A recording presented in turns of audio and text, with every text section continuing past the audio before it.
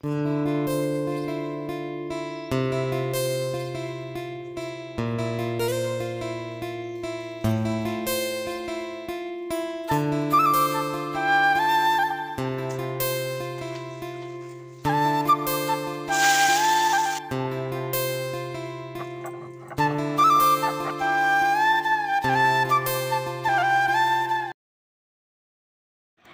বন্ধুরা, good morning.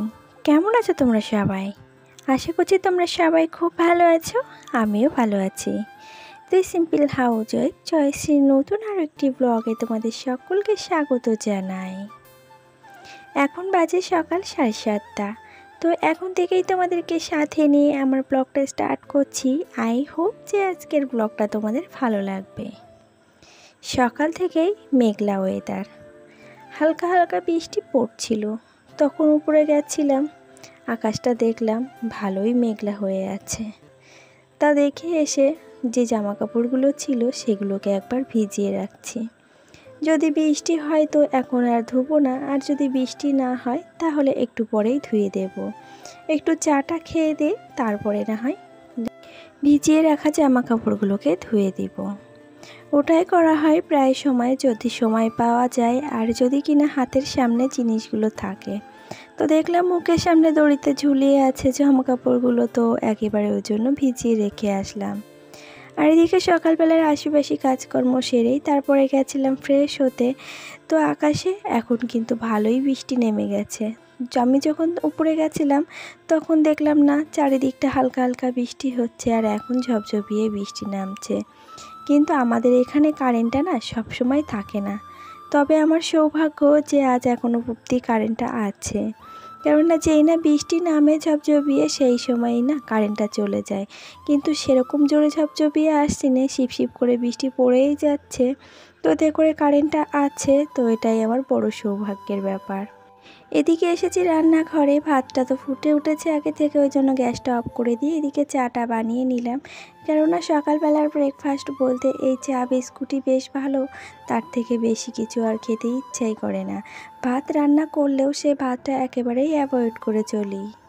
কেননা আমার এটা মনে হয় যে সকালবেলা একটু হালকা পাতলা খাবারই ঠিক আছে। আর সকালবেলা যদি একবার ভারী খাবার খাই তাহলে কোনো কাজেই আর এনার্জি আসে না। হালকা পাতলা খাবার খেয়ে যতটা কাজে এনার্জি পাই, ভারী খাবার খেয়ে ততটা এনার্জি লেস হয়ে যায়। প্রেম সাদায় কালোয় বোনা শীতল পাটি, তারি যত্নে উঠুন হয় মনের মাটি। ছাদ থেকে নিচে নেমে এসে দেখি বাবু স্নান হয়ে গেছে। বলছে আমাকে রেডি করে দাও, আমি একটু সকাল সকাল স্কুলে যাব। কেননা বৃষ্টিটা এখন একটু হালকা ধরে আছে। বৃষ্টিটা যে খুব জোরে হচ্ছে তা কিন্তু নয়, ওই যে হালকা পাতলা বৃষ্টি যেমন হয় শিপশিপ করে হতেই থাকে এক লাগাতার, তেমনটাই হচ্ছিল। আর একটু ধরন দিয়েছে বলে আমি সেই ফাঁকে জামা কাপড়গুলোকে ধুয়ে মেলে দিয়ে আসলাম। আর বাবুরাও এই ফাঁকে যদি একবার স্কুলে চলে যেতে পারে তাহলে আর কি। আর এই যে ইতিমধ্যে বাবুদেরকে খাইয়ে দিয়ে কমপ্লিট করে ওদেরকে স্কুলে পাঠিয়ে দিয়েছি। তারপরে এই যে ঘরে টুকিটাকি কাজ ছিল, ভাবলাম এগুলোকে কমপ্লিট করে ফেলি। কেননা আমাদের সময় মতো তো কাজ করতে হবে, তবে সময়টা নিজের কাছ থেকে বার করেও নিতে হবে। যে সময়ের মধ্যে কাজ করতে হবে, আবার এদিকে গুছিয়েও কাজটাকে করে ফেলতে হবে। আর এই যে সংসারে পরিচ্ছন্নতা পরিপাটি গুছিয়ে করা, এটা তো একটা নারীর সৌভাগ্য যে তারা এইভাবে গুছিয়ে কাজ করতে পারে, এবং এটা তাদের সৌভাগ্য দান করেছে ঈশ্বর। তো ঈশ্বরের কাছে অসংখ্য ধন্যবাদ জানাই যে সে আমাদেরকে এই যে দুটো হাতে 10টা হাতের ক্ষমতা দিয়েছে, আর চারিদিকটা সামলানোর মতন একটা উপযুক্ত মন দিয়েছে। আর আমি মনে করি সুন্দর হওয়ার চেয়ে সৎ হওয়া বেশি জরুরি। সৌন্দর্যের কদর তো মানুষ কয়েক বছর করে, কিন্তু সততার কদর মানুষ মরে গেলেও আজন্ম পর্যন্ত তার এই কদরটা থেকেই যাবে। তবে কিছু কিছু মানুষ বলে যে সৎ হওয়াটা কিসের জন্য প্রয়োজন? সৎ হয়ে কি আমি ধুয়ে জল খাবো? আচ্ছা, সৎ হয়ে কি আমি কোনো কিছু লাভ পাবো? আমি যদি নিজের প্রচেষ্টায় নিজে কোনো কিছু করতে পারি সততা ছাড়া, তাহলে সেটাই আমার কাছে অনেক। সততা দিয়ে সবসময় সব কিছুকে জয় করা যায় না, কিন্তু সৌন্দর্য দিয়ে সব কিছুকে জয় করা যায়। আরে সৌন্দর্য কটা বছর, যখন তোমার বয়সের ভারে ভেঙে পড়বে শরীরটা, তখন কিন্তু তোমার সৌন্দর্যের কদর কেউ করতে আসবে না। তখন কিন্তু তুমি ওই যে সৎ হয়েছিলে, সেই সততার কদরটাই করবে।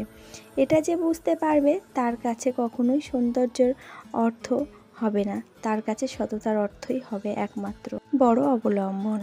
আর এই যে তোমাদের সঙ্গে কথা বলতে বলতে ঘরে ডাস্টিংটা কিছুটা এগিয়ে আসলাম, আর এদিকে চলে এলাম আবারও রান্নাঘরে জোগাড়ের দিকে, কেননা এটাই তো সব থেকে বড় কর্ম নারীর সংসারে। কে যে কোথায় পাবে কার মনের হদিশ, থাকে বুকেই চাপা ভালোবাসার নদী।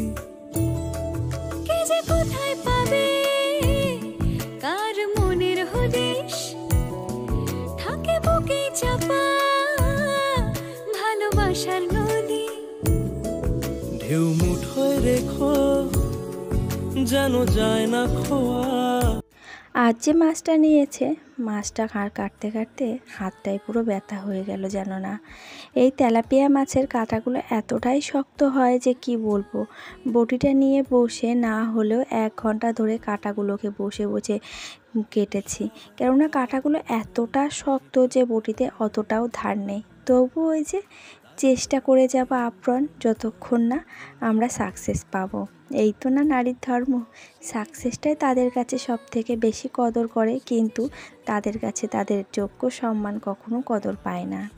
তবু কিছু করার নেই, সংসারের জন্য প্রতিটা মুহূর্ত তাদেরকে লড়ে যেতে হবে, যখন যেমন পরিস্থিতি হবে সেই পরিস্থিতিকে মানিয়ে নিয়ে। আর এই যে ইতিমধ্যে কিন্তু আমি চলে এসেছি রান্নাঘরে, তার মধ্যে ঘরটাকেও মুছে এসেছি।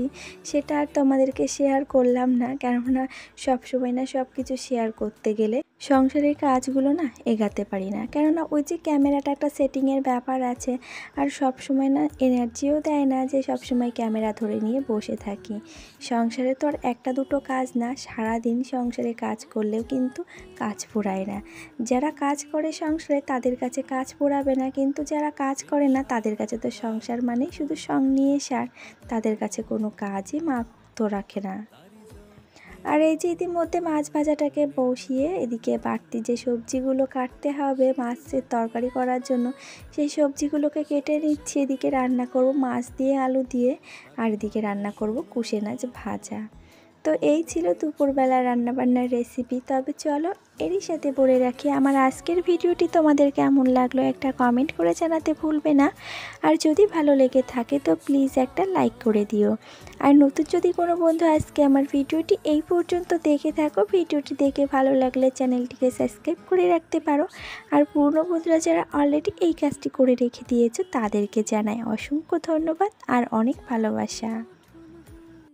আর বন্ধুরা, প্রতিনিয়ত তোমরা যে সুন্দর সুন্দর এক একটা কমেন্ট করো, তোমাদের এই যে প্রতিটা কমেন্ট আমাকে মোটিভেট করে একটা নতুন ভিডিও দেওয়ার। যতই শরীর অসুস্থ থাকুক আর যাই থাকুক না কেন, তবুও চেষ্টা করি প্রতিনিয়ত তোমাদেরকে একটা ডেলি ব্লগ শেয়ার করা। তবে বাধ্যতামূলক আছে, কিছু কিছু অসুবিধার কারণে হয়তো একদিন তোমাদের থেকে বিরত থাকি। তাছাড়া এমন কোনো দিন থাকে না যে তোমাদের থেকে বিরত থাকতে পারি। আর এই যে সারাদিন কাজের পরে তোমাদের সঙ্গে একটু গল্প করা, এটা যেন একটা অভ্যাসে পরিণত হয়ে গেছে। আর আশা রাখি এই অভ্যাসটাকে তোমরা খুব ভালো সম্মান দেবে, আর এইভাবেই আমাকে আগামী দিনে পথ চলতে সাহায্য করবে। আর এই যে রান্না বান্না কমপ্লিট করে বাসন কুসন মাজা ধোয়া করে তারপরে চলে এসেছিলাম ঘরে।